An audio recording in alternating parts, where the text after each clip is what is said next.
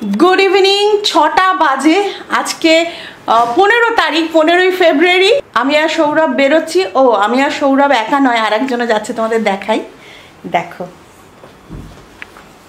এই যে আমাদের গোপুও যাচ্ছে।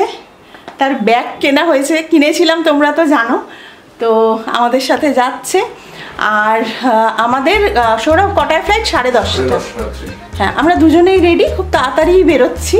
তার কারণ সৌরভ এয়ারপোর্টে গিয়ে স্যান্ডউইচ খাবে, তাই তো? এই যে ওই এত তাড়া দেয় না, ভাবতে পারবে না। এয়ারপোর্টে যাওয়ার সময় তাড়া। আমরা এয়ারপোর্ট এসে গেছি। দিল্লি যাব প্রথমে, তারপর ওখান থেকে যাব হচ্ছে উত্তরাখণ্ড। আমরা যাচ্ছি ক্যাঁচি ধাম বাবার কাছে। কটা বাজে সৌরভ? এখন 1:40।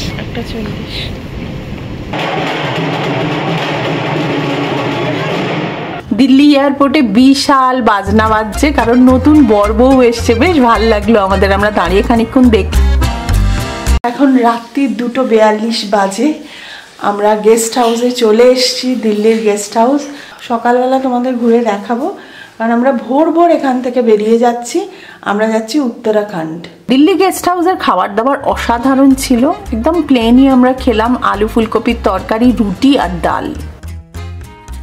Good morning. আজকে 16 ফেব্রুয়ারি। আমরা এখন চা খাচ্ছি। বাজে ঠিক 7:05। এদিকে আমাদের রুম, এখানে কিচেন আছে, ওনারা রান্না করে দিচ্ছেন যেটা বলছি। পুজোর জন্য জায়গা রয়েছে, পুজো ঘর রয়েছে। এই যে দেখো। আর এটা একটা রুম আছে, আর বোধহয় এটা একটা রুম আছে, আর এটা হচ্ছে ডাইনিং স্পেস। এই জায়গাটা একটা বসার ঘর আছে। খুব সুন্দর গেস্ট হাউস। এখানে রামজি, হনুমানজি সবার ছবি রয়েছে। আমরা এয়ারপোর্ট থেকে যে এসেছি, এখান থেকেই গাড়ি গিয়েছিল, আমাদের নিয়ে এসেছিল। কোনো প্রবলেম হয়নি, বেশ ভালো। আমি নাম আর অ্যাড্রেসটা দিয়ে দেবো। সকালের ব্রেকফাস্ট।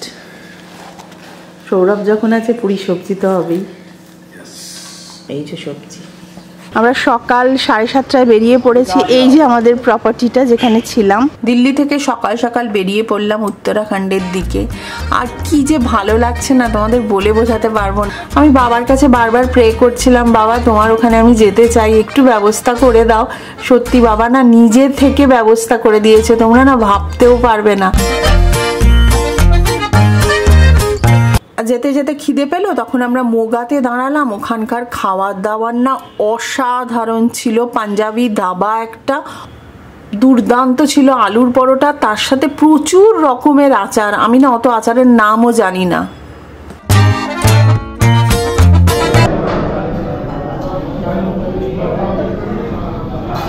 ভালো, হ্যাঁ, দারুণ। বলো, সৌরভের ফেভারিট ছোলে ভাটুরে। আর এটা দারুণ হবে, হ্যাঁ, তাই না? এখানকার জায়গাটাও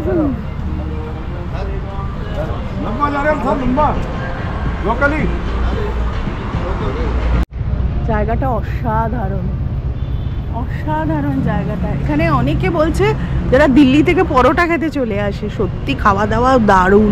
ট্রেন যাচ্ছে, কি ভালো লাগছে দেখো। সৌরভ তো এখানে বন্ধুও পেয়ে গেছে। আমি জায়গাটা একটু দেখছি, ভীষণ ভালো লেগেছে।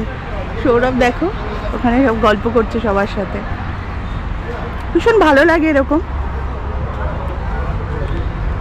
ফুলগুলো দেখো,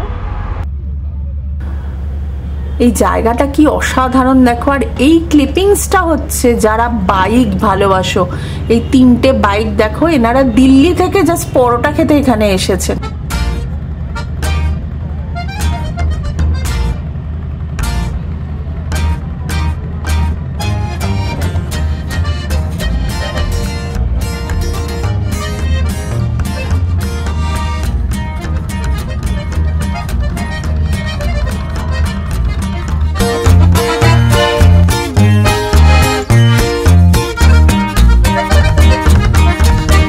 অসাধারণ। তোমাদের আমি সমস্ত ফোন নাম্বার শেয়ার করে দেবো, সমস্ত কিছু বলে দেবো। তোমরা যদি কাঁচি ধামে আসতে চাও, আসতে পারো।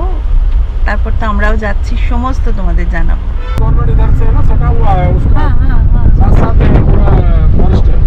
পুরা ফরেস্ট।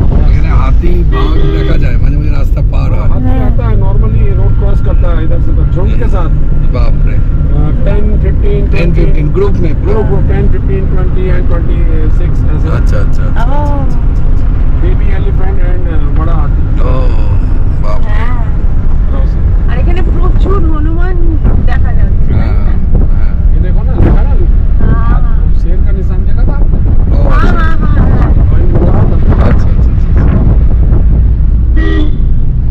উত্তরাখণ্ডে যে রাস্তা দিয়ে যাচ্ছি ওখানে যে ঘন জঙ্গল পড়ে ওখানে অনেক কিছুই দেখা যায় আর ওটা জিম করবেটকে কানেক্ট করে।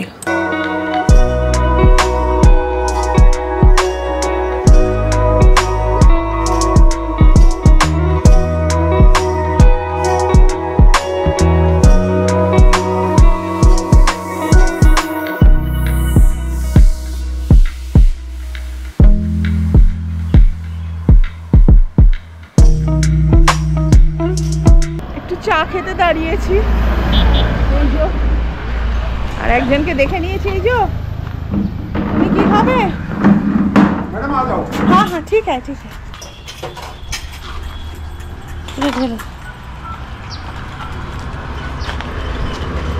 আমরা বাবার আশ্রমের কাছে না প্রায় এসে গেছি তো আমার ইচ্ছে আছে যদি খোলা থাকে একবার বাবার দর্শন করব তারপরে যাব।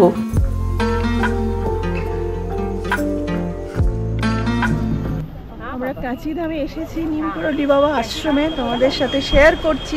ভেতরে ক্যামেরা অন করা যায় না, মোবাইলও অন করা যায় না, বাইরে থেকে শেয়ার করছি তোমাদের সাথে। এই দেখো সবাই মন ভরে বাবার আশ্রমের দর্শন করো। উনি হনুমানজির অবতার ছিলেন নিমকরলি বাবা। আমরা যখন গেছি আর কিছুক্ষণের মধ্যে সন্ধ্যা আরতি শুরু হলো, আমরা পুরো আরতি দেখলাম, ভীষণ ভালো লেগেছে গো। আর ওখানকার জানো তো গরম ছোলা হচ্ছে প্রসাদ, সেটাও তোমাদের সাথে আমি শেয়ার করছি কারণ সবাই প্রণাম করো, সবার ভালো হোক, আমি এটাই চাই যে সবাই ভালো থাকো। সৌরভও বাবার আশ্রম তিতলিকে দর্শন করাচ্ছে, ভেতরে মোবাইল তো অন করা যায় না, বাইরে থেকে দেখে বাবাকে প্রণাম করুক। বাবার কাছে একটাই কামনা যে বাবা সবাইকে ভালো রাখো, সুস্থ রাখো আর সুবুদ্ধি দাও। নিমকরলি বাবার আশ্রমের থেকে জাস্ট 20 মিনিট দূরে আমরা একটা হোটেল পেয়েছি, সেখানে রয়েছি। মানে আমার যিনি ড্রাইভার দাদা উনি সমস্ত ঠিক করে দিয়েছেন। তো কালকে আবার বেরোবো, কালকে সকালবেলা আরতি দেখব। আজকে অসাধারণভাবে আমরা সন্ধে আরতি দেখেছি, কিন্তু ওখানে ভিডিও করা যায় না, তাই তোমাদের বাইরে থেকেই শেয়ার করে দেখিয়েছি। অসাধারণ অনুভূতি। দিন ধরে প্ল্যান করছিলাম, হচ্ছিল না। তো একদিন আমাদেরই পরিবার.com-এর কুমকুমকে আমি বলি যে ও দিল্লিতে থাকে, যে কি করে দিল্লি থেকে যাওয়া যায় আমাকে একটু বলবে। ওই এই ড্রাইভার দাদার নাম্বার দেয়, সমস্ত কিছু উনি ঠিক করে দেন, ইভেন খুব পিসফুলি ব্যাপারটা হয়েছে। আর কুমকুমকে আমি পেয়েছি পরিবার.com-এর মাধ্যমে, মানে ইউটিউবের মাধ্যমে। থ্যাংক ইউ ইউটিউবকেও আর থ্যাংক ইউ কুমকুমকেও যে তোমাদের মতো মানুষ আমার পাশে রয়েছে। আর কুমকুম আমাদের জন্য অনেক গিফট পাঠিয়েছে, তোমাদের দেখাই, আমিও এখনও দেখিনি, তোমাদের সাথেই খুলবো। আমার আর সৌরভের জন্য এত সুন্দর করে র্যাপ করে গিফট পাঠিয়েছে, তো লাড্ডু পাঠিয়েছে। আমি সৌরভ গোপালকে দেবো এই লাড্ডু ফার্স্ট, দিল্লির লাড্ডু।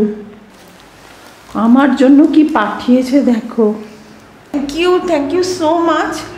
আর আবারও বলছি গিফটটা বড় কথা না, তোমাদের সাপোর্ট, তোমাদের ভালোবাসা, আর তুমি আমার জন্য যেভাবে করেছো, মানে কি বলবো, মানে আমি আসতে পেরেছি আজকে তোমার জন্য। থ্যাংক ইউ সো মাচ কুমকুম। এখন 1 মিনিট আছে। আমার বার্থডে সেলিব্রেশন চলছে, এই যে সৌরভ কেক জোগাড় করেছে। Thank you thank you thank you. কই ওকে দেখাও তুমি, ওকে তো দেখাচ্ছ না। এই যে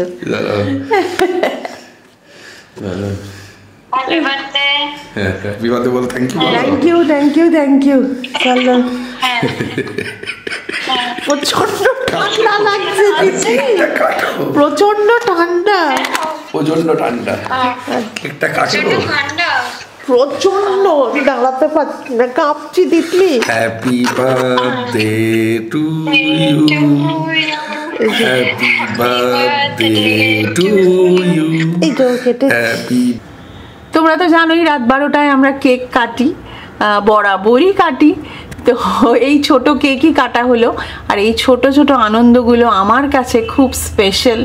ভগবানের কাছে এটাই প্রে করি যেন এই ছোট ছোট আনন্দগুলো নিয়েই আমরা বাঁচতে পারি। আজকের মতো গুড নাইট।